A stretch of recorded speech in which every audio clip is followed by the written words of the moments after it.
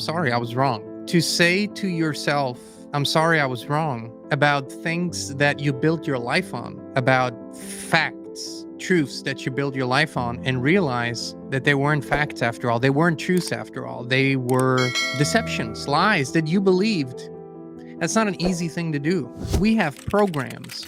We train something and it sinks into our subconscious, and our subconscious just does it. Programs are not inherently good or bad. They can serve us. What is problematic is that most of those programs that we hold, we didn't consciously examine or even choose. We just absorb them through life. And sometimes we're wrong. And sometimes theories that we have might be wrong, of course. I have no problem with saying I'm sorry I was wrong. And over time, I've learned to say this to myself more than anyone else and say, dude, you were wrong. It's a freeing thing because all of a sudden it liberates us from the shackles of an old belief that wasn't true. And it gives us permission to explore what might be true.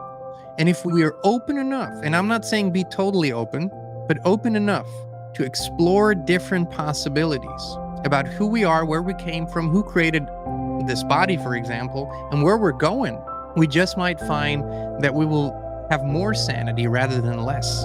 This is a very difficult time. It's the most challenging time, I believe, in a very long time for the collective, because everything that was believed to be inherently true is being questioned. And most things don't stand that questioning, which means they weren't true to begin with. And about so many events, it's much easier to find out what the truth isn't than to actually find out what the truth is. All these many trails, they just show us this is not the truth, this is not the truth. So we can pretty much say about any major event in our history that the way that it was presented to us usually is not the truth.